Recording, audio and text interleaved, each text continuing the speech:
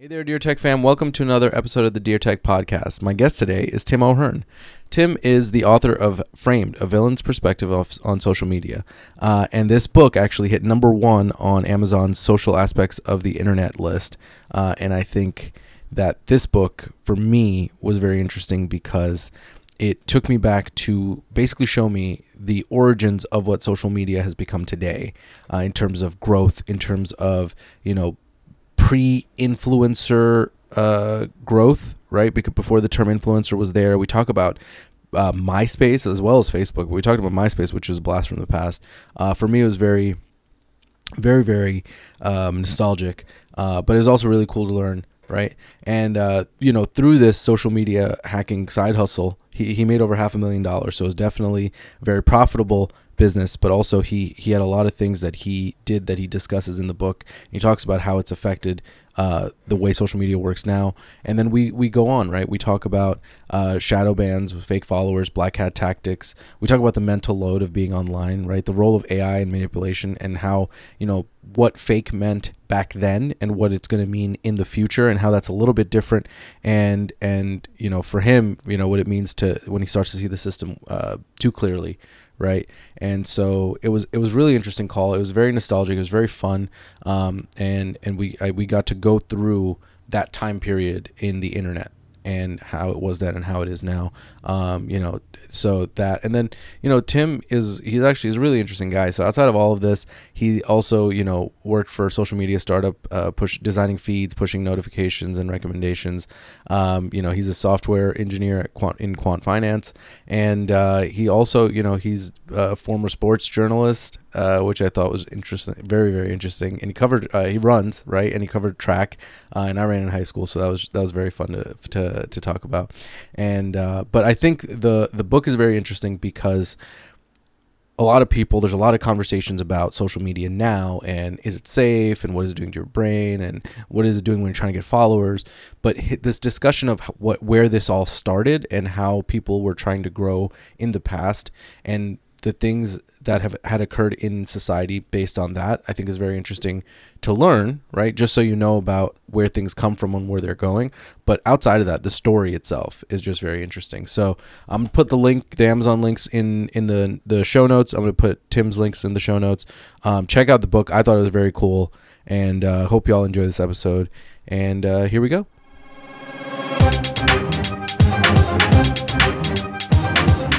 Alrighty, Tim. Here we go. Very excited about this call because as soon as I saw what your book was about, I was like, wow, like this is something that's very interesting because at least for me, when MySpace came out, I was bejeweling everything and trying to get I remember back in the day, you could have like a banner ads that you make on your own. And it taught a lot of us that generation to code, which was interesting. But what I want to start with is, for me, when I initially looked at the book and looked at what you had done in the book that you're speaking about, it's like, okay, like you're a tech guy and this is gonna be a tech book, but this seemed more like a cultural criticism, right? So can you go back to like the mindset of writing this book, of like, did you start off being like, I'm just gonna talk about the nitty gritty, and then it became a dialogue, or was it like, like this is something that I want to talk about? This angle is really interesting because I started with a very technical, diagram heavy, code heavy, system design heavy, the aspects of things that the real nerds would like really get into and think, oh, whoa, like that's how you beat Instagram. That's how you make money by getting people more followers. And as I added layers and layers, I started realizing there was a need for citations. There was a need for an appendix for this, an appendix for that. And eventually I started thinking, like, what is my basis of understanding any of this? And I started then to go down these routes of like early internet history and early Web 2.0. And with some of these discoveries that I made, especially around MySpace, I essentially rewrote the entire book and said, it's not a technical audience I'm after. It's more of this cultural criticism, this essay collection that just happens to be written by a guy who did do the technically advanced things. And I'll say that I loved the way that you went back in time, because it literally took me back to like my middle school computer, right? And I was just thinking about especially when the depth you went into about MySpace, and I was just like, fuck, like this is my childhood, or at least my getting to adolescence, right? Of being like, you know, who are your top eight? I remember there was Right. your top eight, and then we figured out a hack, or maybe they changed it. You could do top 16, right? And it was like Hmm. it took me there. So I really appreciated that from that book because I haven't thought about that time in a while. And also you've said that this isn't a redemption story. So is it a memoir, warning? Well, how do you want this to be? Go because again, you went in with a different thought process. You redid the whole thing. So now, what thought process do you want the reader to go into it thinking of, or do you want them to go in blind? I would love if people came in blind and were interested in any one topic and then were drawn in deeper and deeper, because this is probably what you experienced on the early internet. And that's what I experienced as well. In that in 2008 or 2009, the reason that you started up the computer and logged in and opened your web browser, that wasn't the same thing that you ended up doing day over day or even within a single browsing session. You would go from one site to a totally new site to then another site, and you would find these like gems on the early internet. And in my book, Framed, I hope to string some of these gems together where somebody comes in hoping it's one thing, and then they realize that it's really this entire journey. So in that, of course, there are aspects of memoir. I would say it's farther away from a guidebook or even really like a warning. There are some pretty strong warnings and criticisms within. I think anyone who experienced the early internet or didn't experience the early internet and wants to learn more should buy this book over most of the other ones because it's written by someone who really grew up with it, and took the time to master some of these the finer aspects.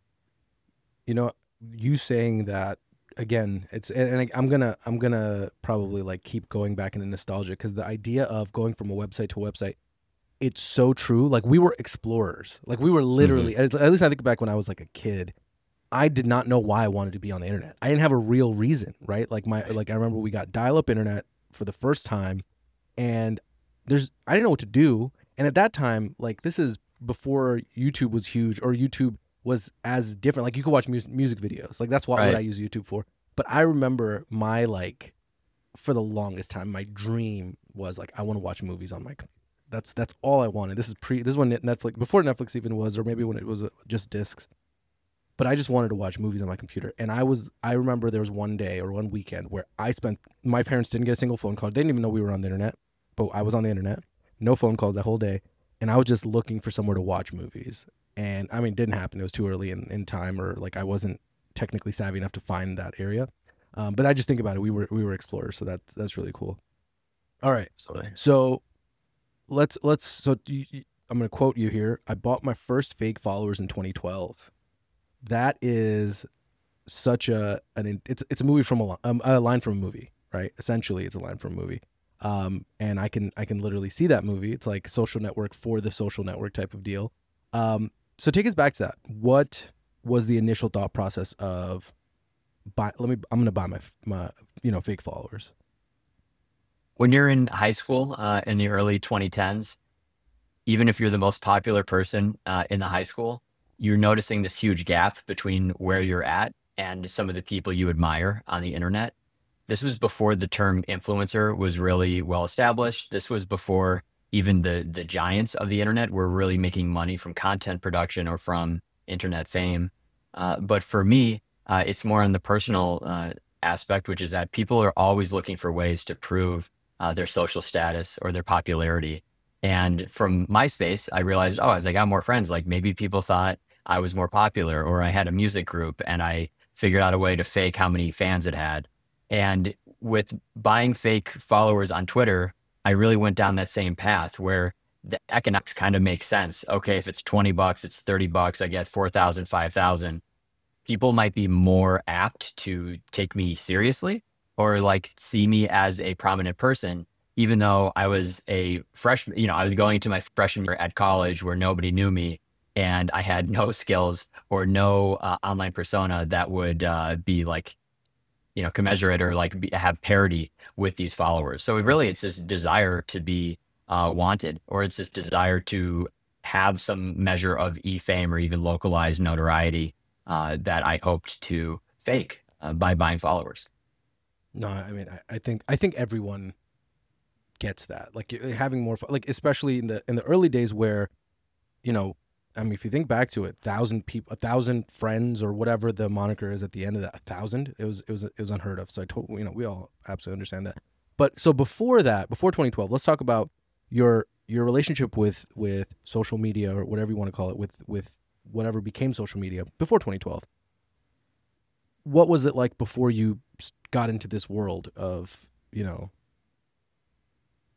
I don't know what. And let me ask you actually. What term do you want to use? Do you want to call social media hacking, or what's the? I would say like black hat social media stuff. So we could Okay. say kind of in a way the underworld, the underbelly of social media. Okay. So tell me about before that. Before you got into that. Before 2012, what was that relationship like? Was it just you and your buds putting music on MySpace, putting like adding songs to your page and having banner ads? The origin story does track with pretty much everyone who was on MySpace. So I know that MySpace was not the first social network, but for a lot of people in America, and I found especially if you were on one of the coasts, that was everything in 2006, 2007, 2008. And then everyone migrated to Facebook. As far as I know, I'm one of the only people who has ever captured the dating experience from MySpace in print. And I say, okay, dating when you're like 13 years old and your parents still have to drive you everywhere is totally different than what we think of dating or a dating app today. Mhm. But I kind of captured it there. And I talk about this odd transformation where I was in middle school on MySpace. Immediately I go to high school, everybody transfers over to Facebook. And Facebook was a much more sterile experience where I found that there was still like obviously, boys reach out to girls and you poke, you have the poke feature and stuff. I actually found that it was a lot more like buttoned up, so to speak, compared to MySpace. And then when the other social media platforms started coming out, like Twitter, even Snapchat, which wasn't as big on the East Coast during that time, I admit in my book that on Instagram, in high school, we regarded that as a girl thing. So most of the guys in 2010, 2011, 2012 were not on Instagram. It wasn't until we went to college that my male friends were really on it. And then we logged in and saw, oh, this, woman I knew from high school, she's been there since like it seems like day one and has 1,000 followers and has the aesthetic figured out. Meanwhile, like most guys didn't know how to like pose for a picture. Like we didn't know our angles or like we didn't know these unspoken rules of what to do and not to do on Instagram. So with with these early days, like we think of ourselves as so savvy today. But if you were to go back and you were to read some of your Facebook statuses, your early tweets, or even your first foray into Instagram, you would see that, we were just as naive then as some of the people that we poke fun at today. Oh, absolutely. I didn't understand the point of Instagram for like 2 years. I got it, Yeah. and I look at my old pictures, and it's like I'm taking pictures of like the soda can that I was drinking that day. It's like the stupidest Right. shit, but I archived it. Obviously, I don't need people to see that. I will say you're right about Facebook had more rules. I feel like than Sure. MySpace because I'll tell you admitting to the world, my first girlfriend ever was a random ad on Facebook from the opposite school in my town, our neighboring school. Yeah. And it was like the rules were different, and she was like down to talk, and it was so wild. And then but Facebook, the rules are different. And it's kind of like it always transitions because not that LinkedIn and Facebook are the same because LinkedIn's professional, but it's like every social media now has a different set of rules, kind of where it's like you can do this on this one but not on that one, which makes sense. All right, so let's get into my thought process in terms of framed. You call yourself a villain. Why that label? Broke the rules and I made money from breaking the rules. Some of the designs that I came up with, which I did share with some of my competitors in the space, helped systematize and drive forward this rule breaking, which was automated and was scalable. The funny part is that after writing the book, I realized that I wasn't a big player at all. I was a small fish. I was maybe ranked 15th or 20th overall in terms of customers. And then in terms of impact, who really cares? When I think about the labels that we give to each other and the ways that we drum up interest in our works, I think it was very important to come at this from the perspective of the bad guy. And even though it's not this James Bond-esque like villain of someone who was preying on other people. I think we can look at social media platforms and the consumer psychology and the effects of social media and the impact it has on our lives. And it can beg the question of who's the villain really? So so part of it was a larger commentary on, am I the bad guy, or is it actually the engineers who work for the platform, or is it actually the advertisers, or is it anybody who tries to sell marketing services to users knowing that they're never going to get what they want? I wanted to take this angle because I knew it was quite distinct from anyone else, but also because I think thinking along those lines gets us closer to some of these uncomfortable truths. Yeah, no, that makes sense. I mean, a villain is a strong word. I understand what the angle you're coming from, but you're more like an anti-hero. I think if I'm gonna nerd out on comic lore, where, because and I was gonna ask this question later on, but I really want to get into it because you said you broke the rules. I feel like everyone breaks the rules at this point, Right. right? Like in one Right. way, shape, or form, anyone that's not already famous prior to getting into the social media world, some way, shape, or form is breaking the rules, or they had broken the rules in the past to get to a certain point where now then organically they're getting out there. So and I get that. So now the first moment, so after you bought your first followers in 2012, from that point, it wasn't just I'm going to keep buying followers. There's techniques into the rules that you broke. So when did you actually realize that you could manipulate social media and it's not just buying followers? It wasn't until much, much later. Part of it is because this is an advanced space where in 2012, you couldn't just buy a script or like a pre-created program and do it. You had to design your own. So when I was 18, even though I had started taking computer science classes, the origin of me taking computer science classes and considering some of these, rule breaking pads was more related to video games and saying, hey, can I create programs that generate gold in like online MMO RPG games, specifically RuneScape? And, there's still a forum post that I made in 2011, which I quote in my book. And I say, hey, I signed up for my high school's Java programming class yesterday. I think that one day I could be one of these guys making six figures a year, essentially breaking the rules. And this ended up happening just on a different platform. I did end up making six figures a year, breaking the rules along these same lines that I had imagined when I was a kid, like really a kid who Yeah. didn't know how to program. But the gap in time was significant in that, first of all, college was really hard. And so even though you go through college and you're studying computer science, of course you have people circling. They're saying, oh, hey, I have this business idea. This is going to be the next big thing. This is going to be the next Facebook. Hey, have you heard of Bitcoin? As a computer science student, you always have these distractions and these temptations to like build and build more. But it wasn't actually until I started working full time in 2016 that I really started looking for ways like outside of the office to increase my clout and also to make some money. And I was approached by two DJs in the New York City nightlife industry in 2017, and that is really what brought me into it for essentially full time as a side hustle. Yeah. And go, I think till date, I mean, everyone's looking for some sort of hack in video games, right? Like we had Game Shark back in the day, Right. and then moving on to now, where like if like Elden Ring, everyone's trying to find a way to, mine or figure out how to get gold or runes or whatever they're called.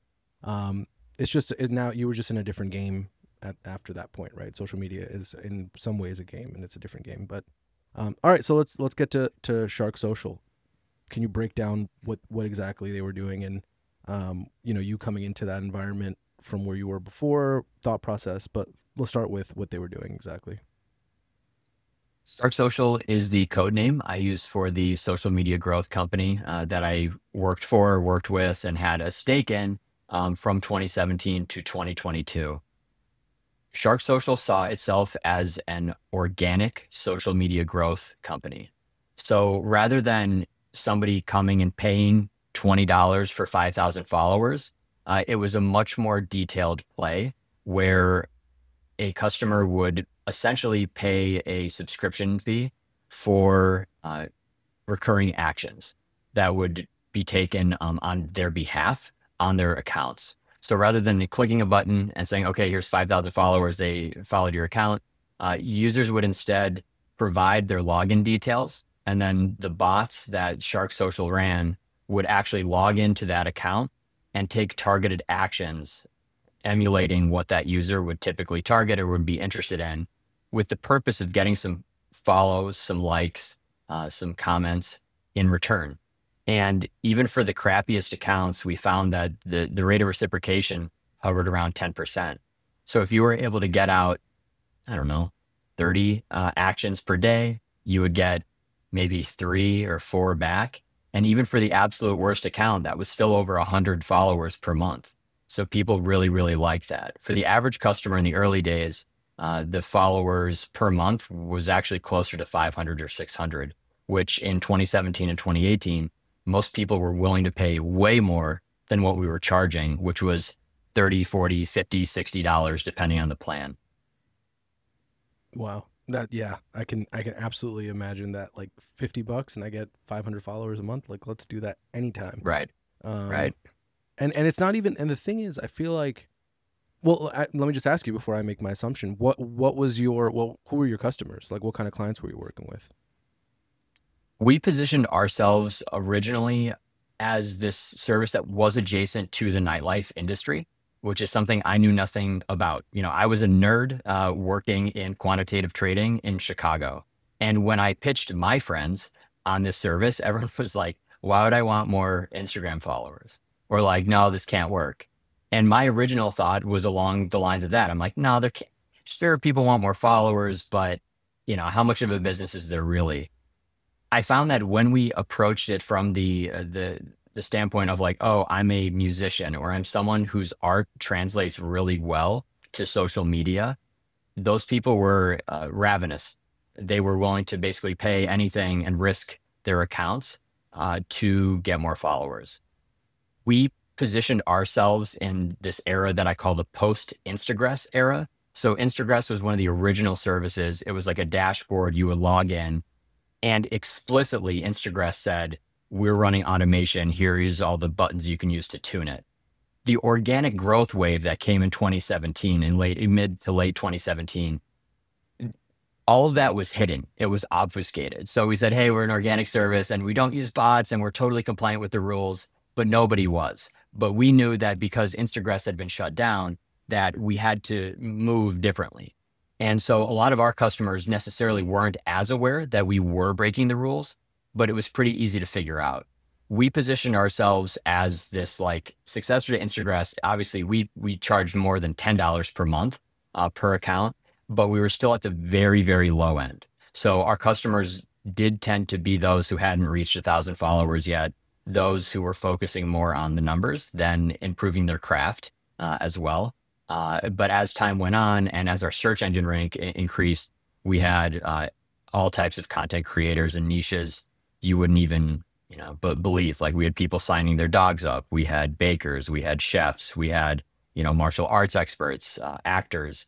It got really, really deep, and there were all types of people trying to do what you said, which is that, okay, if I can pay $50 a month and get 500 followers, sign me up. Because that's so much cheaper than running ads natively on the platform.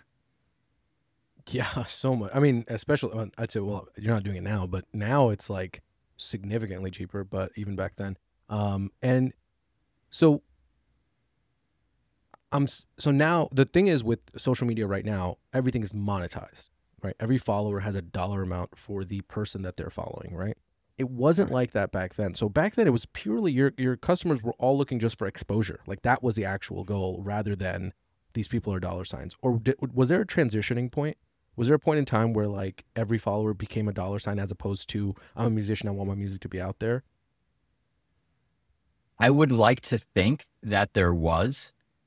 You and I, who are maybe a little bit more sophisticated, who have followed things more closely, we've seen that transition, which really happened in 2019, 2020, which is to say that there were more technology solutions that made micro influencing possible, which is to say someone with 5 to 10, 15,000 followers was able to make some income in a surprising breadth of niches. That definitely happened. But in all my analysis of all the customers who signed up, and I encouraged them to basically write their life's story. Like I read everything, and almost none of them were thinking about a sales funnel. Almost all of them were thinking about raw follower counts. And of course, in their head, they're thinking, okay, well, if I get this, then I have this, then I have this, and then I'm famous.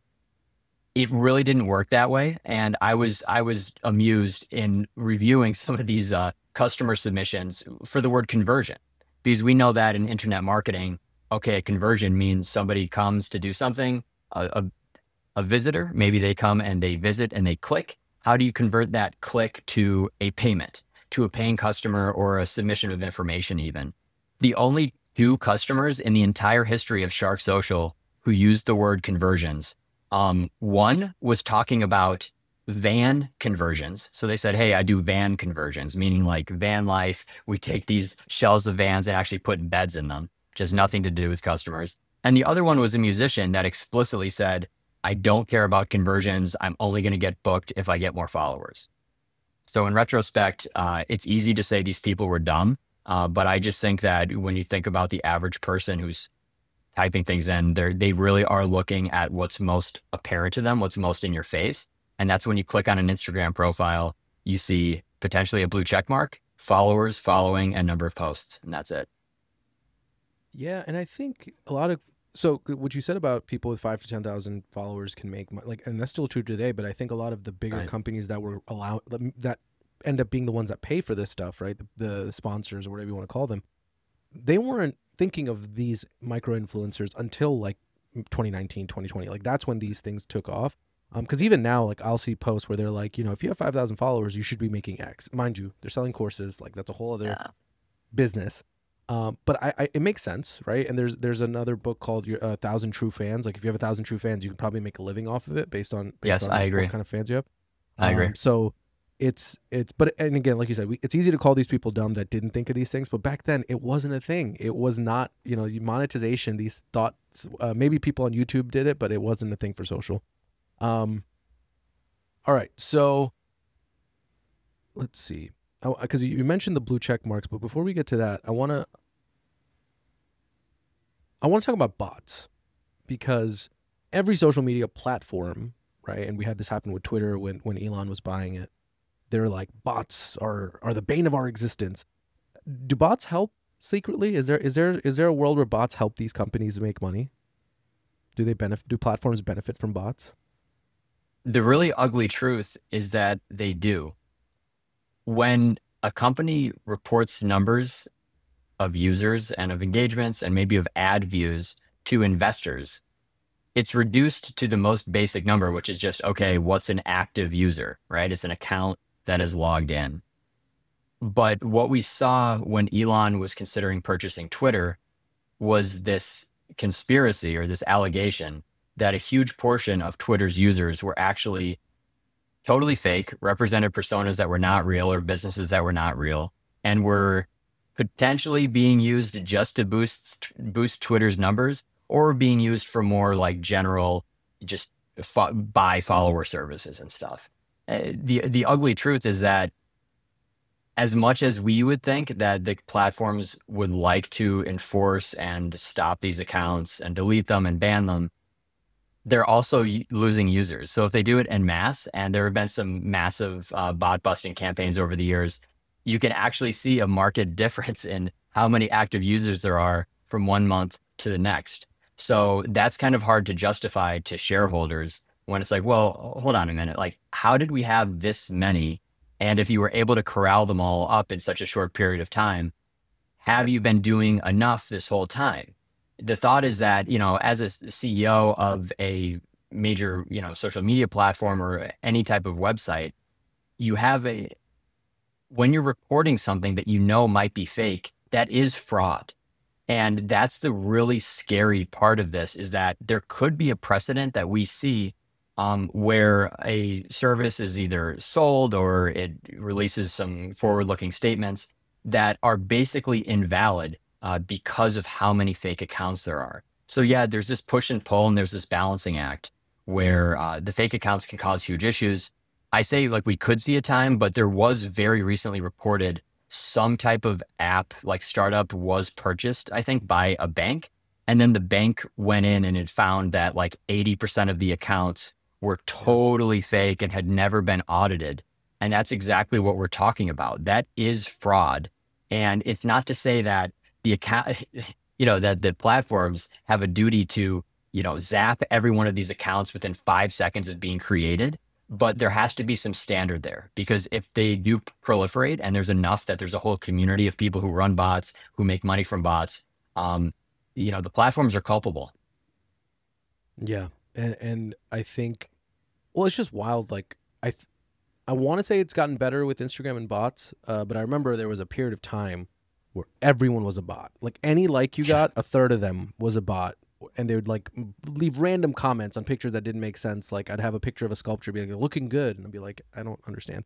And so, okay. Can you tell me now about, like designing feeds and push notifications? Like what did that teach you about attention? One of the really interesting detours that I made in my career was I took some time off from working in quantitative trading to work on alternative data and persuasive technology systems at a startup. So I go from quantitative trading, where you never have a customer. It's all the internal money. We're not publicly traded. We, are very secretive, actually. And then suddenly you're in this space where you have customers, you have investors, you have to report metrics every month. And I was in this seat where I was just apt to figure it all out. And I was, given a small team. And a lot of these things, I had some experience because I had done web scraping in the past at a pretty high level. I had done this like virtual agent stuff, which was Shark Social. And kind of coming out of all this in the early 20s, I had the opportunity to build push notification infrastructure and news feeds, and also recommendation systems. And building all this was so unique because it was some aspect that I wanted to cover in my book, but I figured I would have just been guessing. I would have just been that guy that I criticized previously, where I'm saying, oh, they never did it. They're just an author. They're just somebody trying to be antagonistic. They're just referencing somebody's research. When I went from Shark Social to work at this, and Quant Trading to work at this company, which I called Cutlet, which is a code name, I actually was able to build these things pretty much from the ground up. And I learned quite a bit about what goes into it and how these systems are both very influential and very hard to view transparently. So yeah, it was a really fun experience and I learned a lot. That's such a, the change in perspective is so interesting. All right. So what would you say is the difference in like IG growth hacking now versus 2017? Things have changed a lot as far as the number of actions that an account can take. Back then, accounts were free to do hundreds of actions, and that's what gave rise to this entire industry of what we called organic growth, which wasn't actually organic because we were using bots. So back then, it was a little bit easier to rank on like hashtag search and rank in the newsfeed. And what's changed today is that the number of actions somebody can take, even if it's just a human tapping, are naturally much lower. But then also the base audience for any post is significantly lower than it once was. So the issue is that there's this, the theory is that it goes through these different gates where, okay, it might be shown to 100 out of your 1,000 followers, but it needs to get above a certain rate of interaction for it to, be sufficient to get through the next gate. So then it might be shown to 400 more, and at least 200 of those people have to spend more time looking at it or liking it or whatever.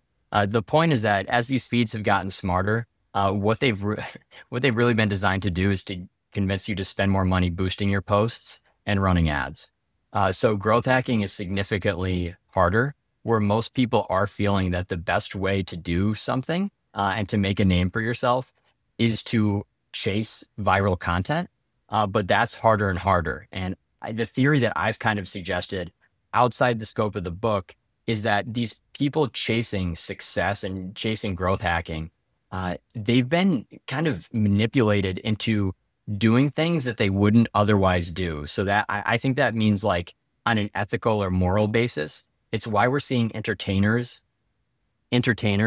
who are much more extreme and offensive than they were even 5 years ago. And it's because you have to appeal to this base person, and you have to find a way to beat the algorithm. Sadly, just being careful about what hashtags you target and how you position yourself in the frame of a professional picture, it's no longer good enough. And we're seeing that content actually has to tend toward the extremes to really make it now.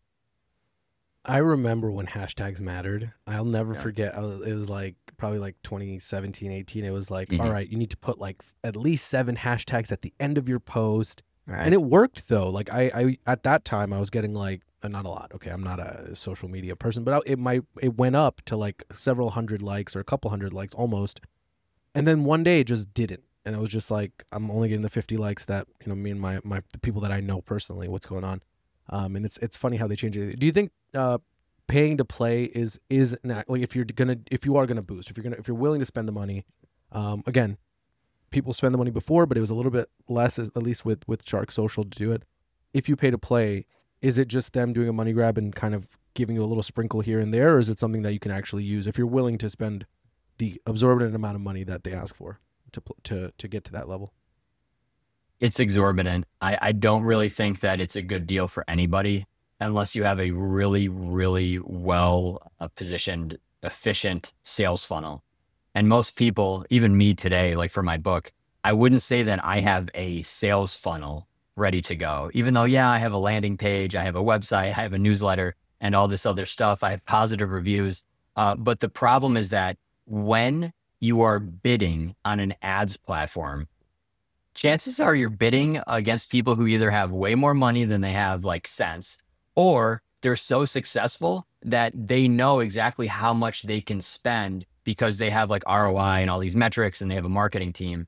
So even though it is democratized and it's cool that $5 can get you something and you can at least test and see what the click-through rates are and whatever, if you get some other interactions, the unfortunate part is that it's just such a crowded space where to say like, okay, my advertising budget is this, okay, my advertising budget is that. The funnel needs to be so well set up that someone who's just like, yeah, I'm a content person, it's just not a game anybody can win anymore.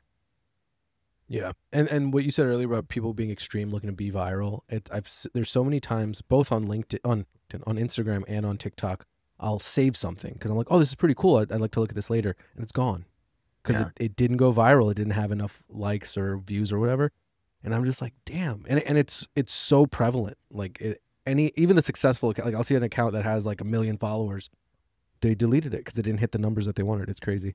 Okay, something not random, but something that I have written down and underlined right under here, so I want to make sure that I ask it at this point is, what's the idea of the dead internet theory? The dead internet theory appeared before COVID and really before this AI thing, where on some of these forums, like deeper in the internet, so to speak, people were starting to think about like, why does it seem like the internet isn't what we grew up with anymore? Like, why is it that when you log in and when you search, especially on social sites, so like Web 2.0 type sites, like, why does it feel like nothing's really genuine? Like, I haven't made a real internet friend in a while. What if all of this is just bot activity? And rather than just being random bot activity, what if it's actually orchestrated at a governmental level, a state actor level? What if it's orchestrated by like the largest companies out there? And the why is very complicated because it's ultimately a conspiracy theory. But this was somewhat like plausible even in the early days, because you could go on Reddit and think, why are we recycling the same posts over and over? Like, why is Ask Reddit, like one of the most popular subs, like, why is it the same questions recycled over and over and over again? Because back in my day, the top comment would have just been repost, and then everyone would update repost and people would know like, okay, like you're late. Sorry, we already did this. But now the internet has grown to a point where nobody's really enforcing that type of stuff. And it's becoming harder and harder to differentiate real from fake. What supercharged the whole theory is that, we had AI, and suddenly generative stuff became extremely effective for discussion topics and for like astroturfing discussions, meaning making it seem like there was more organic discussion than there really was. But then AI became pretty good at photos as well. It started generating, videos that were also plausible. So altogether, then the dead internet theory advanced, and now we see some journalists starting to approach it again, where they're saying, "Hey, like, could this be true? Like, could it be that there is some propaganda play here, where people are trying to manipulate our emotions or manipulate what we can or can't talk about?" And I will say, over the last few weeks, like the Wall Street Journal did write some articles about a certain country where it is much more believable that within that country, things are so state controlled that the internet, as expressed as like what Web 2.0 should be, actually is dead. So in my book, I say, hey, I don't think the internet really is dead, but we're getting closer and closer, because as long as the incentives exist for information control, for fake content, for like bots to overrun, and if it gets to the point where it's cheaper to create a bot and to take a shot than it is to, like, to get banned, then of course they'll proliferate. And that's the really scary part about it. I hadn't thought about this until you just said, like, quote unquote, I haven't made an internet friend in a while. And I think about that, and it's fucking wild, because the barrier to entry to make an internet friend today is so high because of so many bots, like you said. Because I think about it, back then, but like when I think of high school, there were so many people in my geographic area that I randomly added and be like, oh, you go to a neighboring high school, let's be friends. Oh, you went and it became an actual friendship. And then if we ever met, it was like, oh my gosh, like we've been friends for years, but we never met, stuff like that. Or people talk about, like, one of my friends met his now fiance playing video games online, and they played for, like, I think it was something like nearly a decade, and then they finally, like, started talking. But what you're saying, maybe it's a little harder with video games, but maybe not. Very soon you'll have bots playing games just for the sake of conversation. You can't just add someone because they might be a bot, you might be a bot. Like, it's so much harder. So that's a wild theory, and something that now is going to keep me up at night and be like, is the internet dead? All right. Before I go down this rabbit hole any further, blue check marks, something that was very coveted for a long time, still is in certain platforms. I think Twitter now, you can buy your blue check mark. Real story behind blue check marks. We saw the start of blue check marks in 2009, I believe, where Biz Stone, who was one of the founders of Twitter, was essentially under pressure by the manager of some baseball team who had been impersonated by, like, a satirical fan page. And he said, hey, I'm going to sue Twitter because this is impersonation. And Biz Stone said, no, this lawsuit's garbage. However, we can see this becoming a huge problem, so we are going to take some steps here. And the blue checkmark program was actually called an experiment, and it actually was not accessible to businesses to start. It was only prominent individuals. And the idea was that you can go through this process with, like, manual, evaluation, where we're saying, okay, this person is notable enough, there's a risk of them being impersonated, and they've somehow proved that they're the real one. So maybe like an early form of identity verification.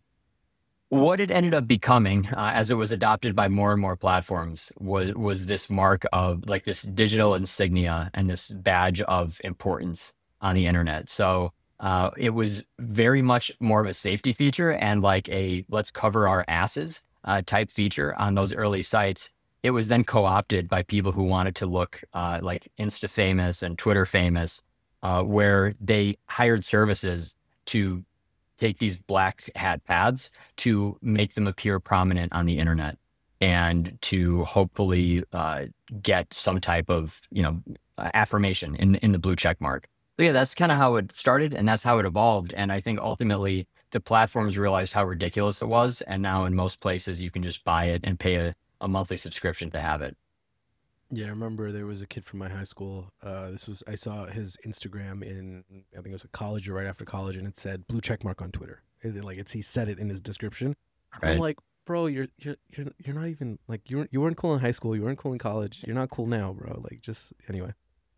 Maybe I'm being too harsh, but I do want to say, like, I have my notes broken down by topic, but I'm like I'm jumping literally to the next interesting thing, so it's a little bit jumpy, but you have so much good shit here. It's like I just want to know about all of it, because for me also recently, and I'll say this now, is that like I have social media, I use social media, I like social media, but I like kind of toned it down over the last few years. But because of this podcast, I'm like in this fence of, do I want to jump into social media heavily because I want to do this podcast and I want it to grow, or do I want to continue the relationship I have? So some of these questions are just personal, curiosity. Sure. So we hear a lot about shadow banning, and it's something that now, whenever there's a controversial topic someone wants to talk about, they're like, oh my God, they're going to shadow ban me, or they've shadow banned me, or whatever. What is it? And why is it such a big topic, or why has it been for the past few years? Shadow banning can be thought of as enforcement action that you're not directly aware of. So maybe you've done something wrong, you've broken some rule, either explicitly or implicitly. And the difference between an actual ban and a shadow ban is that when you get shadow banned, from the user's perspective, everything still works. So you can still tweet, you can still leave comments, you can still like, and from your view, it all persists. You can see it in your feed. You could see it on your friends' posts that you've done these things. But what is actually happening with the shadow ban, in that in the most harsh interpretation, is that it restricts the user's view to just their view. So when their friend goes and is asked, oh, like, did you see my comment? They're like, why didn't you respond to your comment? They're like, what comment? And what a shadow ban can do is create this like isolated local state of everything a user does, so that nobody sees their posts. So essentially they are banned, but in a shadowy way. And you have to think that some of the motivation behind this is that when an account does get banned, or even like, muted, as we had in like video games and stuff, that's going to always trigger a support request. That person is always going to come back and say, hey, I didn't break the rules. Like, give me my account back. I'm going to sue you. And a shadow ban kind of alleviates this, in that it will take it will take the user a longer time to notice that something's gone wrong, if they notice at all. And it means that maybe the platform is a little bit of a cleaner place, but it also means that there's a lot more allegations of bias and selective enforcement of whatever the rules might be. How ethical is that? I think shadow bans are an unfortunate development in these like modern information retrieval systems. There's nothing you can do. There will always be people breaking the rules, but when the transparency of enforcement is non-existent, it's very, very difficult for an outsider, someone like me or you, or even someone who has more resources and more compute, more accounts. How do you know what's actually happening? Like, how do you know that the conversation through shadow banning or through like algorithmic selection isn't actually being guided in a certain direction? So I don't find it to be ethical at all. But whether it's done implicitly or explicitly, so explicitly meaning a shadow ban is maybe manually assigned or assigned to people who use certain keywords, implicitly just being like, okay, well, if the larger span of the user base is interested in this, then things are going to shift to the left or the right. Some of it's natural with using algorithmic curation systems. Some of it's natural with, trying to automate absolutely everything, including what a preference actually is. But it eventually does suggest like mass censorship. And I think that that's really dangerous. And with shadow banning, is it a similar process to get quote unquote unshadow banned? Like, do you go to them and be like, hey, like, I think I'm like, is there any way to actually do that? Or do you have to just like wait and see? You have to wait and see. And it's not well understood. Meta has written a blog post about shadow banning, where they claim that they're going to explain it, but then they explain almost nothing. Mm-hmm. Originally, shadow bans really popped up in web forums, and I haven't found any evidence that it actually existed in these forums. So some of it is just thinking like, oh, nobody viewed my stuff, or like nobody saw my thread because I'm shadow banned. But then in actuality, maybe it's just because you're like a crazy conspiracy theorist and no one actually wants to read your stuff, right? Yeah. And then we kind of saw it on Twitter, where it was becoming more obvious that there were incidents where there was proof that, hey, if you look up this person or their tweets, you actually can't find them. So there started to be systematic ways of, like, they're basically called shadowban checkers. But unfortunately, the shadowban checkers, like, it's inexact, and you can't really see. You can see the cases where the account is totally restricted, but Yeah. you cannot reverse engineer times where, oh, you're getting reach, but it's 1% of what it would have been otherwise. It's impossible for me or you to discover that without having an army of accounts that we have access to kind of do this type of statistical learning. So all these companies are just gaslighting people, like, no, like you're just not popular, essentially, with these shadow bans, which is crazy. All right, so I obviously we at least I get a good understanding of what black hat marketing is based on what I've read. Gray hat, what's the difference there? A lot of these activities started in the early 2000s, and people were using black hat because spam on the internet wasn't technically illegal, or like until the Digital Millennium Copyright Act, like copyright infringement wasn't illegal in the same way. Like we hadn't figured out digital rights Yeah. for a long time. I mean, it for me, it felt like it wasn't until like 2009, 2010 that there actually started to be restrictions on things like LimeWire or the Pirate Bay or things like that. Yeah. So we've always had these communities that have gathered around the easy money to be made in doing things that were unethical or violated social contracts or were some flavor of illegal. A lot of them put it under this this banner of black hat, and this has a basis in like maybe like Western films or whatever, where the sheriff wore a white hat and the the robbers would come into town. They would the rogues would come in and they would be wearing black hats. So it was like this very basic way to determine like protagonist antagonist type relationships. And of course, on the internet, we've always had these groups. We saw these groups really start to get collected on Black Hat World, which in the early aughts was like the main community for this type of activity. And really it was used in the sense of search engine optimization and marketing. So in the early days of Google and Google's original like PageRank algorithm, the consensus was that it worked pretty well. But people started figuring out that there were ways to hack it or to kind of like cheat and do things that were ultimately harmful, but that increased someone's search rank, which, might mean more money, more views, whatever. So it was really originally used to mean black hat SEO. So black hat search engine optimization, tactics that were ultimately harmful or disruptive. And it was kind of co-opted or expanded to describe all other types of activities across social media and across the internet that weren't necessarily illegal, but that did violate these like social contracts or terms of service. And okay, so another side note, Google page rankings, right? I miss when it was legit. Like right now, I would say Google does their own version of this black hat marketing for their own rankings because there was a time where if you Googled something, the first result was the best result, period, end of story. Right. That was the one you needed to go to. Now it's like your first 5 are sponsored and Right. they might not be what you were looking for. And then the next 3 are not sponsored, but they probably paid something to get there. And, we used to joke that if you go to the page 2 on Google, you're a brave soul. But now sometimes it's like you have to get to page 2 to get to the real shit. But all right. So this is all right. So there's a very interesting term in your book that I want to talk about because I think it hits the nail on the head on what it's describing, but I've never heard this term before personally. Maybe it's been out there, but I think it's so fucking cool. Gatsbying.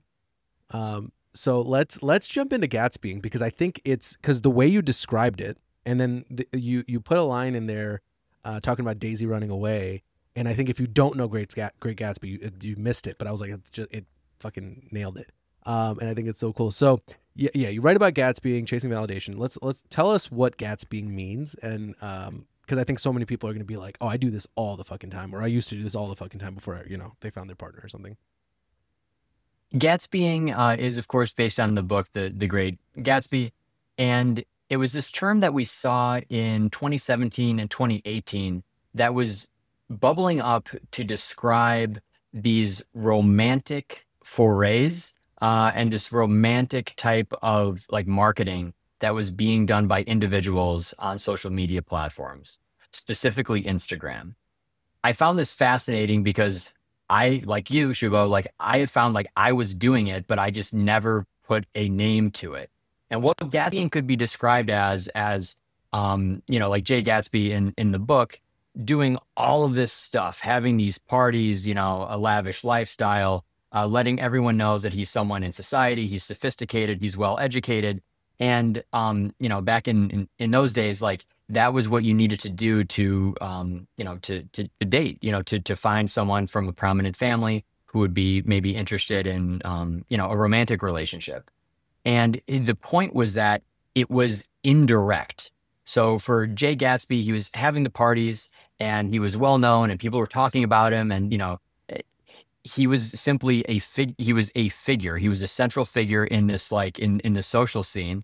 And we found that a lot of the same actions we would take on a more micro level on social media in the pictures we posted and the captions we used emulated this, which is to say, no, I'm not going to direct message someone. I'm not going to directly comment on someone's post and say, hey, will you go out with me? Or, hey, I'm doing really well and I just got a new job. Like, you know, maybe we can link up again.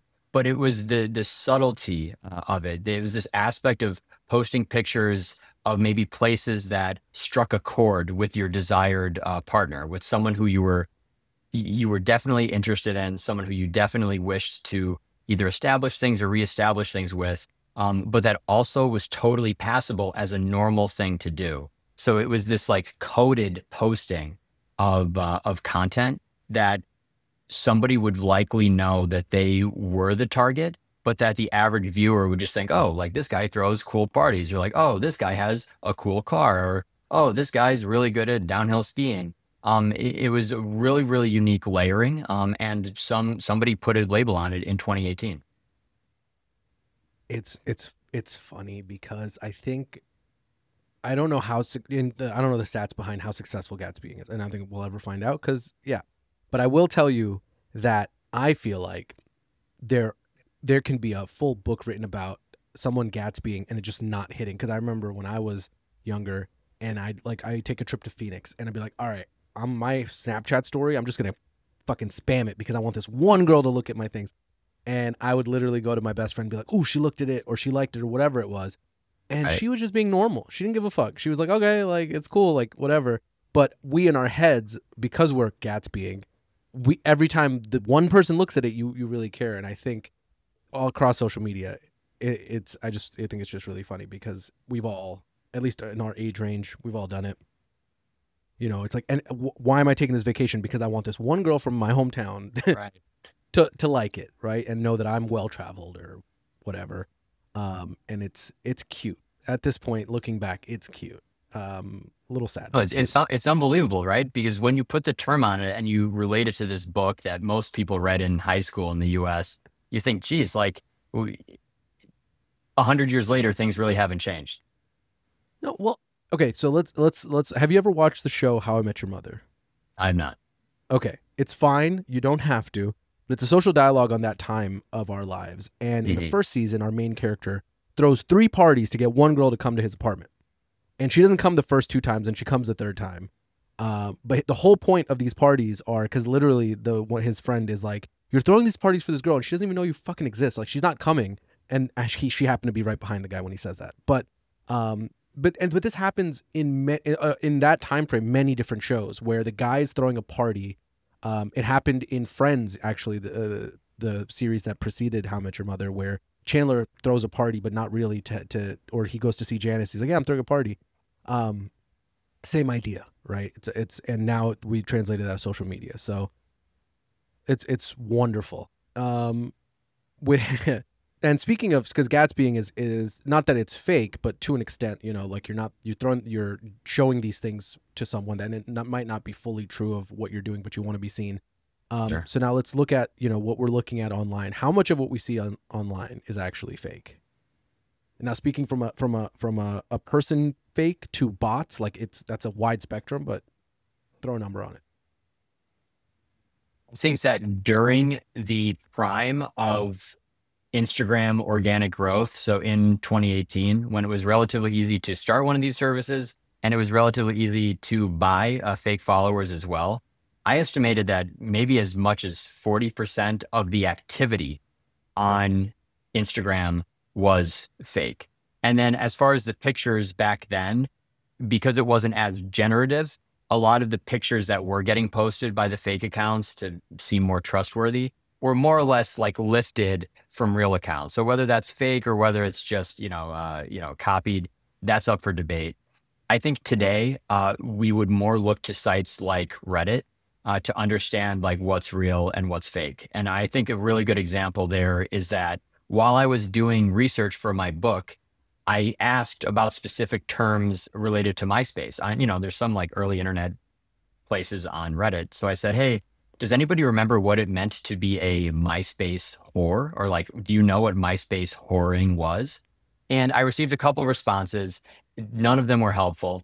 But then I received one that like really brought me in. I was like, okay, this person like knows what they're talking about. And then you get like from the first sentence to the second to the third, and you're like, wait a second, this was written by AI. And because it's been trained on terms like the general term whore, but it hasn't really been trained on early internet text enough that it knows that this was mainly born out of attention whoring, which it really isn't a term that we use anymore. So in the corpus, like whatever these foundational like AI models are trained on, okay, you're like, whatever. But the point is that I was convinced, and I've written a whole chapter on AI in my book. Then you look at the account's post history, and it's the same thing. It's like going to new threads, starting and seeming real, like it really knows what it's talking about, and then kind of flaming out. Sometimes people notice, sometimes people don't. The other side of it is that I also post on Reddit under my real name sometimes, which is a minefield. But I've posted things and that people have commented saying this was written by AI. And I'm like, no, it's not. I'm like, no, it's not. But you have people who are relatively new to the internet who are then being told by influencers like, oh, that's AI, or like, oh, like I don't agree with it, or like, oh, you used more than 4 sentences in a paragraph, or you used like the M dash, so you're AI. So you have like this scary thing where people are like mislabeling things as AI, and then people like me and you are also being fooled by it. So today, I think overall, less of what we see on like media-driven social media is less fake. Like I would say it has to be like 15% or less. Like it's just, there's no entire persona where everything's fake. Like we haven't gotten there yet. But when you look at more of the things like astroturfing discussions, even on Facebook, or astroturfing discussions on Reddit, I think a huge number is now fake. I think it's getting closer to like 20%. What we see, how much is filtered, we can't really know. But as long as the rewards are there, I think there's a lot of resources being dedicated to this. So I used to, when not in professional writing, but when I would write and I'm trying to get a point across, I used to like use the dash, right? I used to use the dash because I'm like, you know what? I don't want to use, I don't know what it was. It was like a natural thing where I was like, I like you putting the dash in there because I don't want to use a semicolon. I don't want to use a comma. I want to use the dash. I can't do that anymore. I couldn't do that. I mean, I was doing it up until probably like a couple of years ago, and I was like, oh, I look like ChatGPT, because apparently ChatGPT, when I'm using ChatGPT to write something, if I need to reconsolidate my thoughts, I have to go back in there and be like, get rid of these fucking dashes. Like, it's crazy. But I miss my dashes. I used to love them, and I can't use them anymore. But I will say that it does feel like, and I'm seeing these posts on TikTok mostly, that are like, oh, you can create a web page. But there was one video, and I'll never forget it because it was fucking creepy. It was side by side. One was an attractive girl in like a skimpy outfit posing. And on the right side, it's a grown man making the same movements. And he's like, oh, like I make X amount of dollars a day by using it. I don't know if he's really doing that, or if this is this is like a scam on a scam. Yeah. But like it's maybe going to get to that point where you can do that, but it's just it's wild. But the discussion thing is annoying, because I think anyone that uses Reddit, we use Reddit because it used to be a very safe place If you Right. needed an answer and you needed to not be judged, you just got to be like, you have to add that in there. Don't judge me, please. Don't like make fun of me. But Mhm. it was a place where it really was a community. Anytime I had a question, I used to go to Reddit. Now I have to go to Reddit and then 4 different places to like back check and see, does this make sense? Like what you're saying is the AI that writes it understands the concept, but they didn't live it. So it's not the same level of depth, or they're missing something very fucking obvious to the topic. Right. So it's sad because Reddit was a haven. Reddit was, for me, it was always Reddit and then YouTube. Like those are the 2 places that I go to check. Apparently these days everyone's just checking on TikTok, which I think is a can of worms on its own, but Yeah. that's a whole other thing for research purposes. But do you think that, now we talked about, real in terms of AI and bots and stuff, but in terms of human authenticity, is social media real anymore? Like I haven't posted on social, I haven't posted on like an actual post on Instagram in probably 2 years. And mostly because like for me, my posts are valuable in terms of if something really cool happened, I want to post about it, but I'm not just going to post like, oh, like what, well, I'm also not, a very pretty girl that I can just be like, oh, my outfit of the day. Right. But in terms of authenticity, are we missing it? Is it slipping through our fingers now for the rest of forever because of these algorithms and things like that? Yeah, I certainly think so, because now you have an entire generation who's kind of been raised without seeing the same influential people that you and I probably saw on early YouTube. And the example I've come back to, I didn't mention him in my book, but Philip DeFranco was this amazing early YouTube creator. And the value in coming home from school on a Tuesday or Thursday and seeing this guy who kind of looks like me, who kind of speaks like the funny kid from school, but actually is able to cover both relevant news and like what funny web stuff, was just amazing. And I think back to it, and the question is like, for all this work that this guy put in, like how much credit has he gotten? How much money did he actually make? Like I understand he's a public figure now, but it's kind of been forgotten how these people paved the way, because then the next generation was raised on people who don't have the same depth, don't have the same talent level. So you have people saying that they want to be influencers, when the truth is that if every single person tried to model themselves after a 2006, 2007 Philip DeFranco, we would actually be way, way better off as a society, because you have like, what's that, Supreme Patty, who was like someone who emerged a couple of years ago, just like a crazy stunt guy on Instagram. So you have kids, instead of coming home, watching a like well-constructed news show, now you have shortcut, and it's just like drugs, sex, and like essentially like rock and roll, right? It's just like very, very basic representations of things that excite us, where the new generation is a lot less authentic. Everything's at the surface level, and like people, it causes like, when I write something or I speak about something, I can tell when someone is from like the younger internet generation, where we don't see eye to eye anymore. So from that way of speaking, yeah, like when we see social media, I really only see the value now for specific purposes. So like I use Strava because I'm a serious endurance athlete, and I have a lot of genuine relationships there. But it's because we're grinding out like 50 miles a week, and we're like, hey, like, how was your run today? Oh, hey, that like you blew up at like mile 9. Like that's very relatable. On LinkedIn, it's still decent, because if you're posting like relevant content, some people will be like, oh, hey, like that's cool, Tim, like that, like that's nice. Even though there's that semblance of fakeness, because people aren't really who they actually are on LinkedIn. But I think overall, you look at places like Instagram, and I haven't used it myself in years because I'm still kind of sore about what happened to me there. But your points are totally valid, right? It's much less authentic, and it's a lot of it is because the next generation has come up with influences that just aren't for the betterment of the internet. Philip DeFranco, he's the only person that called me a bastard, and I liked it. He was like, hey, because Wow. that's how he used to start. No, not me personally, but that's how he used to start his show, right? He'd be like, hey, beautiful bastards.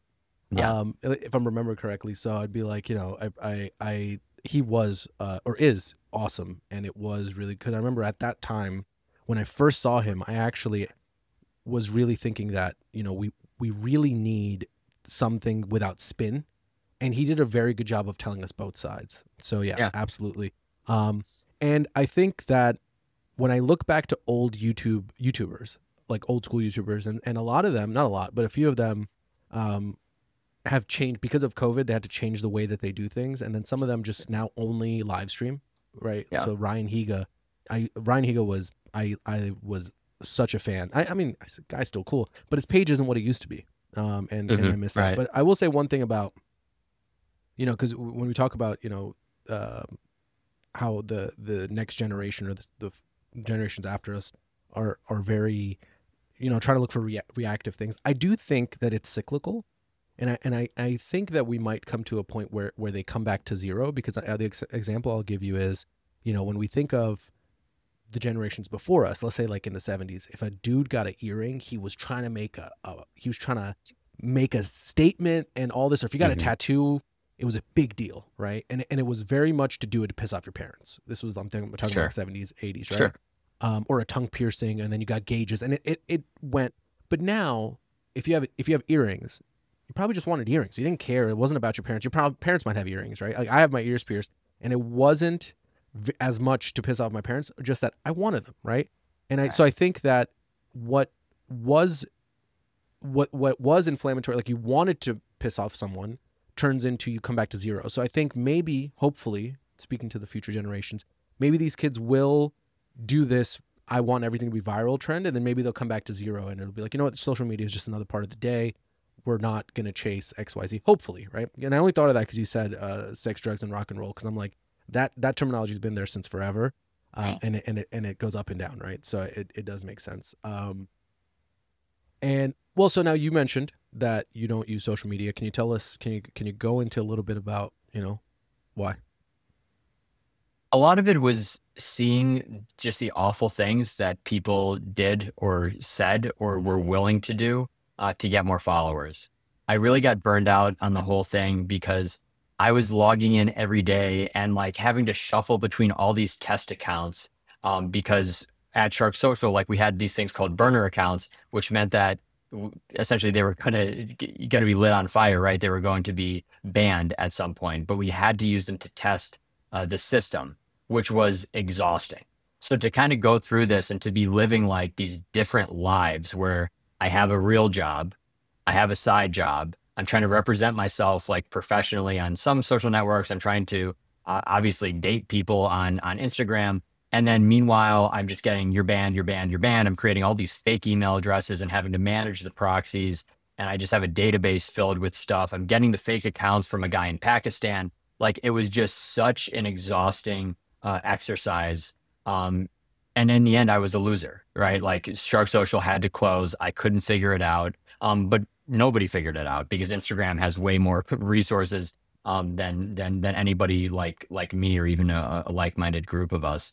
So I really became I just became really this pessimist, which probably has come through in this interview, where I'm saying like social media really has strayed pretty far off course.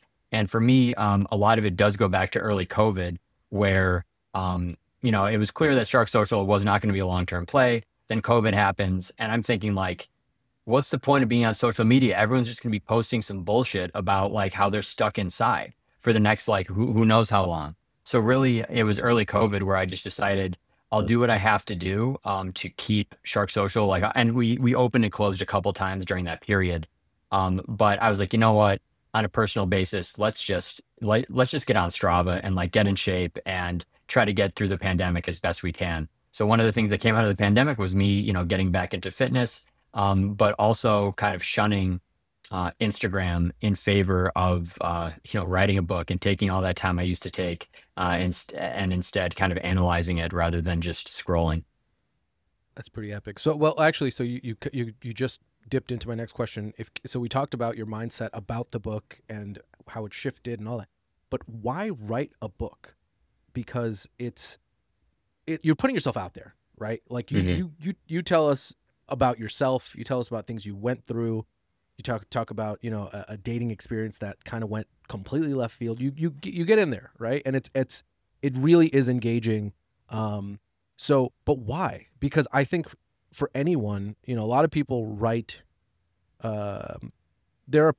famous people write autobiographies all the time, but it's very curated. It's very specific. They leave Yeah. some embarrassing shit out.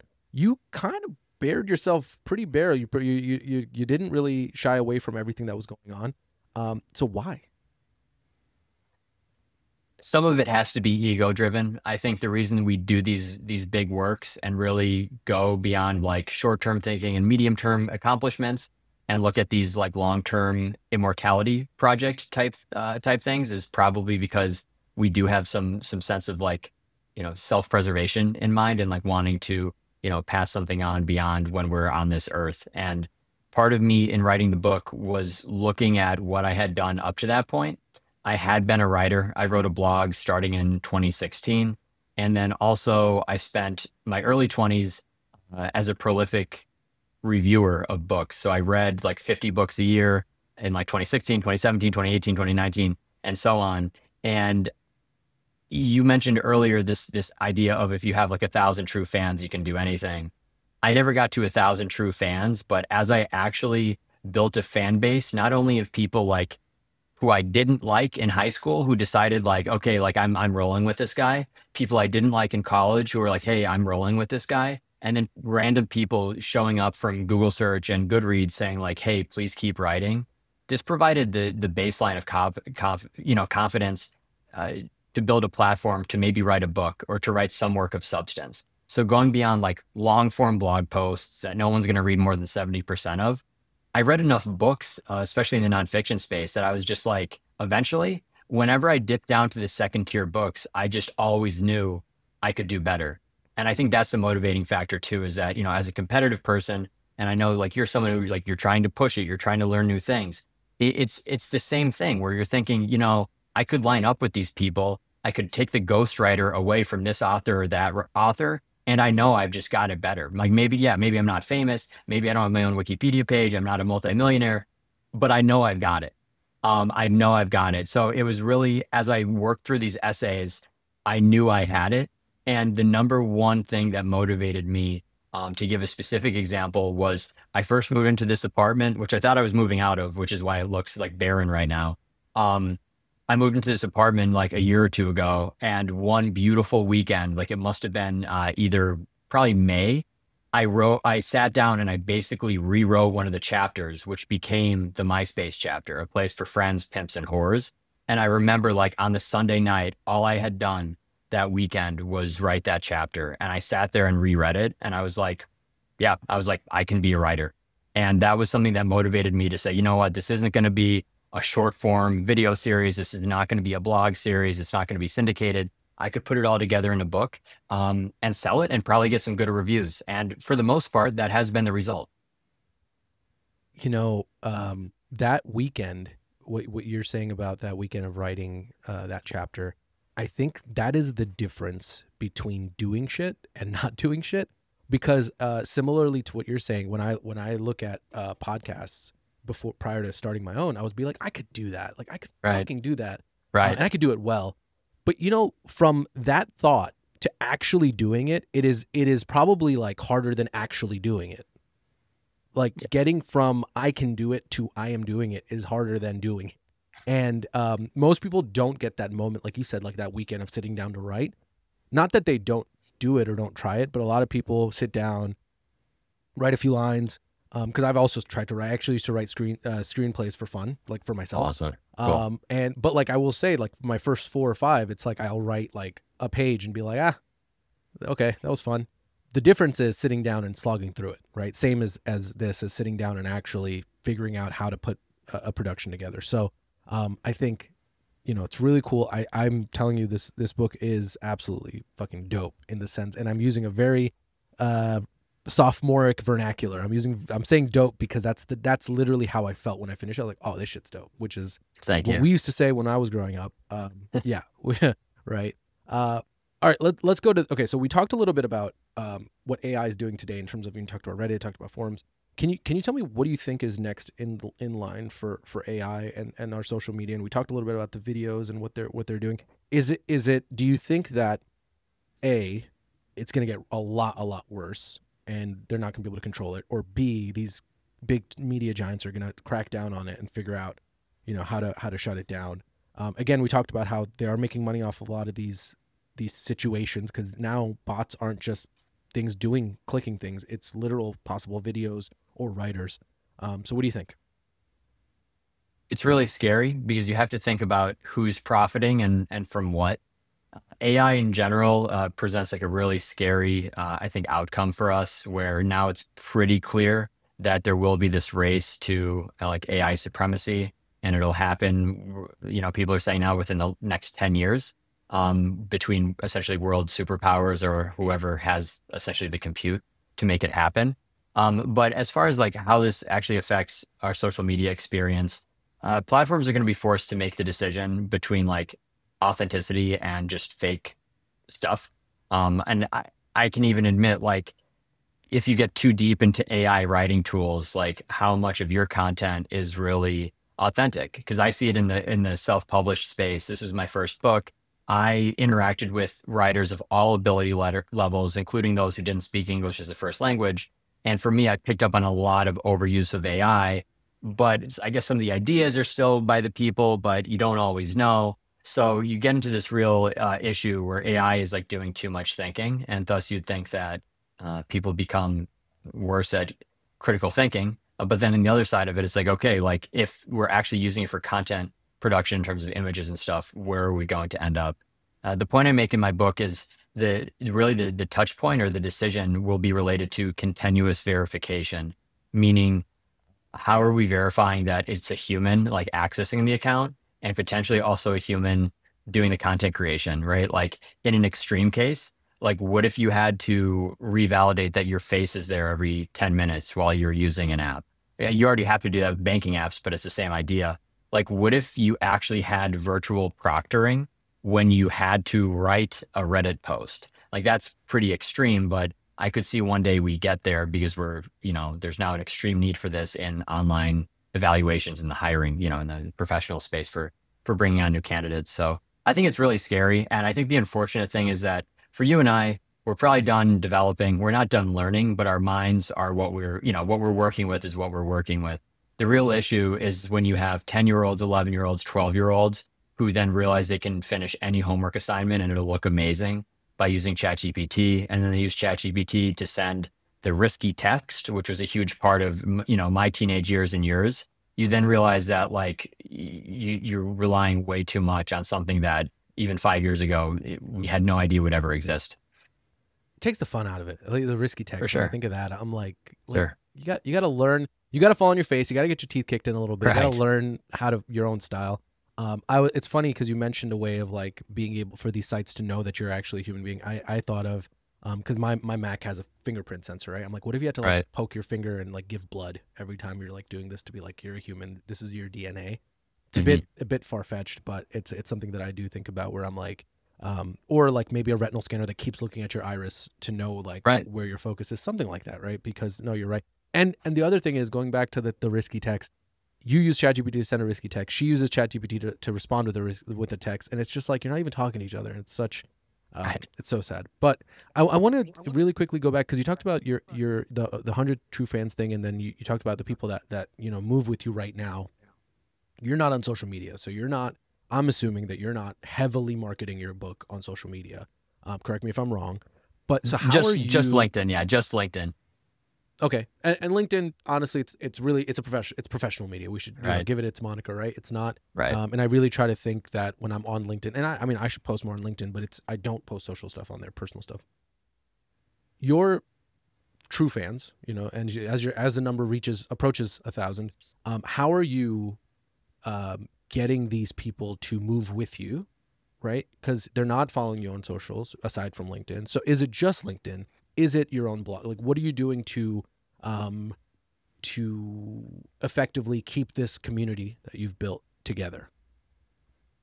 A lot of it does come down to having a newsletter. So having an email list that I've been building essentially since I was still in college, which takes us back 10 years or more. As you can imagine, a lot of emails have churned out of there. But I like the email list because it's this platform agnostic thing that you always own. You always know who's on it. And you can also append useful metadata quite easily. And even though that number, it's only in the couple hundreds and a lot of them, are following me from when I used to like shill crypto products during the pandemic, not exactly the best people to buy this book. There are still a lot of true fans there. So some of these people are coming from Goodreads, funneling from other places. And that's how I kind of stay in touch. But, when the regret about this book is that people are like, oh man, like this really would have been a hit if you did like XYZ. And I'm like, yeah, well, like for me, XYZ was moving to New York City, getting a big boy job and doing all this other stuff in my life. So it's not so easy that I could have given this like development diary of like, hey, I just finished chapter 1. Hey, I just finished chapter 2. Make sure you buy my book in a year and a half when it's ready. Like, sure, I understand that anticipation should be built up gradually and people want to see videos. But for me, I'm very traditional in that I like writing long form. I also made a foray into sports journalism where I went to Europe to cover track meets and stuff. Again, the people who like my track meet reporting probably aren't crazy about this book, right? It's not the best conversion rate. But it's all about finding a balance and saying like, I'm not going to bend to the modern trends of saying like, yeah, sure. If I had the production value and I put 10 grand into it, could I rip this book on TikTok? The answer is, of course I could. But that's just the antithesis of what I wanted to do here. So I'm fine with like a smaller audience, and I'm fine with having shown up on my newsletter 2 months ago and said, hey, by the way, book is coming really soon. And then getting 10 texts that night saying, what do you mean you're writing a book? Like when did that happen? It's fine because like we've been taught that you have to do this constant thing. But for some people, you realize that they have other shit going on in their lives. So that's kind of how I balanced it and kind of the pros and cons of my approach. So firstly, I want to say, I think all of the people on your newsletter to some shape or form, if they are, and especially the crypto people, because they're probably on social, this is, even if you're not someone who, whether or not you're excited about it, not excited about it, the story, just the story is very interesting. So I think, again, if they read it, it's something that you're, depending on how old someone is, you can literally put yourself in these time frames. And I love that you put so many dates in there, because for me, I'm going back and I'm reliving those times for myself, right? So that's one. The other thing is, I think what you're saying is very important, is that like you're not going out of your way to pander. You're doing what you want to do. And same, right? Like that resonates with me so much, because I will say that I recently I made a TikTok for this, and I put a TikTok post up, whatever they call it, reel. And I was like, I don't want to do this, right? I post on Instagram for Dear Tech because I understand Instagram. I like Instagram. But for TikTok, I was literally like, I don't give a fuck. And it doesn't make me, it's not true to my ethos. Right. So I'm not gonna do it. I'm not gonna be on TikTok unless I hire a marketing company, which is different. That's a whole other storyline. But it's not what's true to me. So same for you. It's like, you wanted to write long form, you wanted to write a book. That's what you did, and you don't have to rip it to TikTok because it's fucking awesome. So, all right. So tell me about, and once everyone finishes the book, they're gonna know about what you've done up until now. Tell me about your day-to-day. You got back into running. You talked about it. Tell me about what is today like for you? It's been a really interesting winter into spring here, where I actually left my job in quantitative trading to finish up everything with the book. And at that period, I also took a break from running. I know it's weird to have a 30-year-old on the podcast talking about competitive running, but as recently as in December, I was competing in NCAA meets against like Division I, Division III people, and not getting my ass kicked, not getting my ass kicked. And I think that's fun because I didn't run in college. Like I got into it much later and just found that I really had something there. But really later in 2024, I looked at the crazy amount of training I was doing, the amount of time I was putting into the job, and then what little time I had left over for writing, I would be revisiting chapters over such long periods of time. I'm like, Jesus, like, I don't even remember having written this. Like, didn't I already say this in the previous chapter? So there was just so much of this like crosstalk and so many of these kind of references that I realized, let's put everything on hold and let's just let it rip. So I hired an editor. I had a decent squad of beta readers. So basically November, December, January, the editor came on full time, and we really worked on getting the best product out possible. During that time, I also left my job in quantitative trading. The way I've done it, typically I get some time off because of, non-competes, like the non-compete agreements. So my intention is to probably, see how things turn out for the book here. As we know, it's a bestseller on Amazon, but it's not quite on the New York Times bestseller list.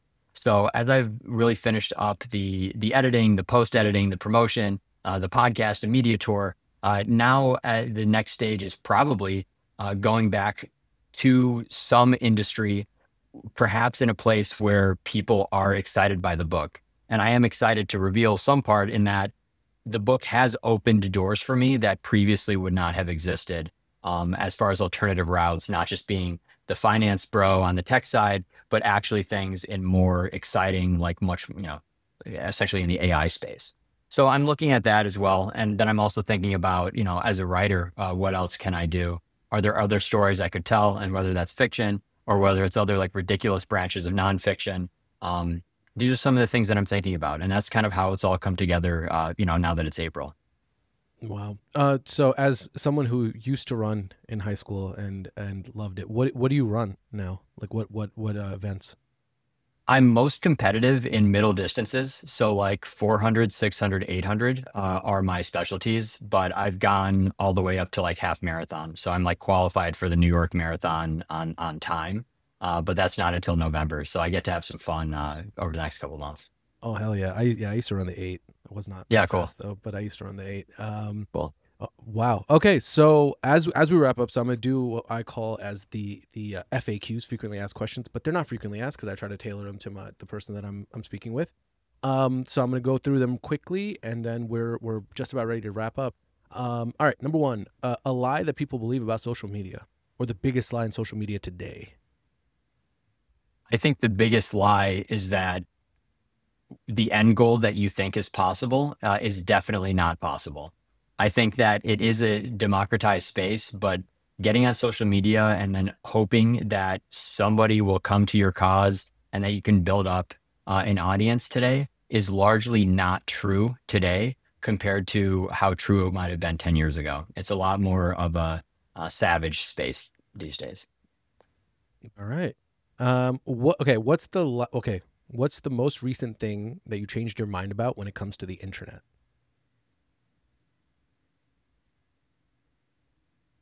The internet is a pretty vast place, and people like me who have always broken the rules, we've always had these kind of attitudes of like, oh man, like I hate this and I hate that.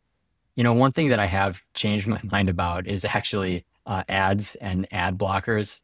As someone who's run sites himself and has also then worked in like the consumer space, I do understand the importance of advertising as much as we hate it and as much as I've criticized it.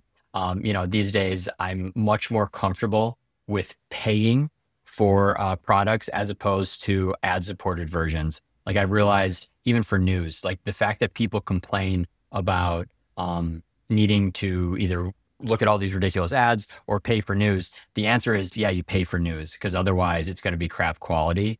I feel that I have a part to play in that. And that's been something really, I've really only flipped on over the last year or two. Yeah. And I will say about paying for news, I think it's in today's climate, you have to. And so, okay, so they're not a sponsor, they're not paying for this, but there's an app called Ground News. I pay for them because they give you the entire spectrum. They're like, this is what the right's saying about this topic, this is what the left's saying about this topic, this is what the middle's saying. And I think paying for it's awesome. And I will say with ads, and I think this has always been true about ads, at least from my perspective. If you make a good ad, not just something stupid, because like there are some Super Bowl ads from years ago that I enjoyed. Like it was like something I wanted to look at. So but that's awesome. What is the best advice you've ever gotten, or your favorite quote, or both? My favorite quote is actually by Fyodor Dostoevsky, and I believe the translation is "strength is won by strength." And it's kind of this idea of many different interpretations of it, but my interpretation is that if you keep pushing and you keep showing excellence in an area, that there's kind of this like recursive building of these areas that you're good at or something that you're strong with. So I really like that idea, and that strength is kind of built by strength. And I do reflect on the opposite of it, or the what it entails for the average person, which is that if you don't really put your best foot forward all the time, you will get crushed in the world we live in today, and as it was true in the 1800s as well. Hell yeah. Is that from Brothers Karamazov? Honestly, I think it was actually in Crime and Punishment. Crime and Punishment. Okay. Yeah. I actually, so that's funny. I've read Brothers, and I wasn't sure if it was from that. I have not read Crime and Punishment. It's just when you start reading any of his books, you need strength is what I'll say. But it's fucking amazing. For sure, because you could read some of it just on the basis of the language being poetic in and of itself, and that's what I really enjoy about Russian writers from that period. Yeah, but so for Brothers Karamazov, I think his characters are so out there, and it's just you have to really you can't go into it just saying I'm going to read it. Like you have to know what you're getting yourself into, at least from my opinion, to be able to Sure. appreciate it. Best investment you've ever made?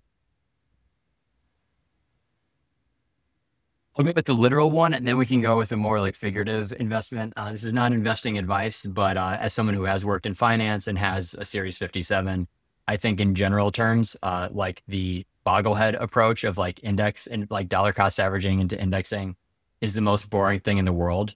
But it has created huge opportunities for me in my life. Even as I sit here now, it's given me a great deal of freedom that actually led to the book being created. I'm wondering what you think about that. I know people might not always talk about actual personal finance aspects and investments, but where do you land on this? Oh, it's the number one way to build wealth. I think I have not to go into too much detail, but my uncle is probably one of the most successful people I know. And I remember he's given me a lot of great advice, and it's always come down to index funds. But I remember I was at like a family party, and I was asking someone else about some financial issues. So he used to work at insurance, and I was trying to figure out if insurance was a vehicle that, you hear about it online and stuff, Sure. IULs and whatnot. And he was like, "What are you doing asking me? Your uncle's built everything he's built via index funds. That's Right. the only way you're gonna actually keep your money, no matter what happens. That's the way you do it." So for me, I'll say there's two ways to look at it. I think everyone should have okay, this is not financial advice. I'm not even, I don't have my Series 57. I don't have anything. But I think if you're going to be in the market, a lot of it should be an index. But I think you should have a smaller account that you have play money in, because you're going to get the itch. And rather than fucking up your whole life savings, as many people have in the past, you just have that little account, and that account you can boast about how many % growth you did, even though if it's not your big account. Because the problem is in the last the years of COVID, the amount of growth that people, if you were born, if you were in the market for the first time, from like 2015 till 2025, you've seen some numbers that people in the past have not seen, and unless you again .com, but those people had 2008 to like fix their perspective. We're not there yet, where our perspective has been fixed. So a lot of my friends think they're amazing, stock pickers. It's like, no, you're not. And the reality's coming, right? Or it's coming maybe for some of them. So anyway, that's my soapbox. I agree with you. 375%. Cool. What about your figurative best investment? I think more figuratively, there's this book by like a venture capital investor, and it's called The Hard Thing About Hard Things. And it's maybe it's by Ben Horowitz. And essentially it's like this idea that you need to focus on the hard things rather than like what's easy. And that's kind of this type of like personal investment and personal challenge that I've really adopted in my life. I think the book is a good example of that. Like it's a hard thing and it's not necessarily rewarding. And if I built a course and sold the course or something, like, right, it's not as like financially motivated. I think a lot of these things have helped me take my career and even like personally, like my life pretty far in places that like you can't really imagine. When I'm the kid signing up for his Java class in 2011, like when I'm the kid, as a straight like B- student in college, I think just continually like putting yourself in places where there actually is a risk that you fail and a risk that nobody's there to catch you or to pat you on the back if you do fail is actually a really good way to go through life. Yeah, I agree. That book actually reminded me of a book called The Obstacle is the Way by Ryan Holiday. I think I read that one before I got to Hard Thing About Hard Things, but yeah, I love that. And I think it's a very strong mindset to have. All right. Okay. Last FAQ, and you mentioned a book already, but tell me the book that either you've gifted the most or your favorite book. And you're famous on Goodreads. You're out there. You're reading a shit ton. So this is a loaded question. So you can give us a few, or you can, we just won't hold you to it. Yeah, I'll take. So we'll start with the cop out, and it actually has to do with Ryan Holiday. He thinks really highly of, I think, Meditations by Marcus Aurelius. I saw in his newsletter he was asked to actually give the foreword to a new edition, which I think is really cool. But one thing I think is unfortunate is that, like, in the 2010s, like really when I went into my career and I was talking to people about books, there were just all these iterative books about self-help. And I think Holiday was the one who had the hypothesis, like, just so you know, like all of this is just an outgrowth of what some guy wrote like over 2,000 years ago. Yeah. Like it's just all the same stuff except packaged in different ways or with covers that just sell more copies. And I'm not the biggest fan of self-help, so to speak, but the lessons from that book are really useful. So that's one that I think just like generally it's a bit of a cop out, but I loved it and I still think about it every day. I think, so yeah, I think he wrote the foreword because if I remember correctly, I could be wrong. I think Tim Ferriss actually had the book made in like because the Meditations have been around for a while, but it's been different translations and different, so it's not wasn't mainstream. But no, I agree. But that's the thing. Whenever you get a lot of, if there's good information, a lot of these different books will package it in different ways, but it's always gonna be the same. Like it doesn't change what these things are, right? All right. Well, thank you with that. So before we completely wrap up here, tell us where people can find you and learn more about the book and learn more about you. Sure. Yeah, Shubo, I've really appreciated the conversation today, like the in-depth stuff. I think people of our generation, growing up with the internet, this is a book for people like you and me. And anyone who's interested in learning more about it can find it primarily on Amazon Kindle. So it's available right now for $1.99 for the ebook or $15 for the 440-page paperback, also on Amazon. If someone is interested in learning more about me or following along, I am on LinkedIn at Tim O'Hearn. I have my personal website, which is tjohearn.com. And then I'm also on Beehive, timohearn.beehive.com. I put out content pretty regularly, and these days, a lot of it is just cross-promoting some of the wonderful podcasts I've been on as well. So happy to connect with people. And honestly, I give out quite a few free copies every week. So I'm also happy to, help people out who aren't quite convinced even after listening to this episode. Awesome. I'm going to have all of those links on my show notes. And before we leave, do you want to leave our listeners with something? Yeah, absolutely. I think social media ultimately is pretty awful these days. And I hope people can read a book like Framed and realize that it's probably one of the last books where you can be sure it was not written by AI, it was not generated by AI, and it was also written by someone who had no bias or no agenda whatsoever. I didn't intend to make money from this book, but it was an experience that will simply never, ever be repeated. And I think in that sense, it speaks to an entire generation of things and events that might have been lost if I didn't capture it. So in reading Framed or buying Framed or even thinking about some of the lessons here today, you can help preserve the early internet and maybe one day bring it back to what it once was. I love that. All right, everybody, thank you for listening. And I will have the book information in the show notes and give it a read.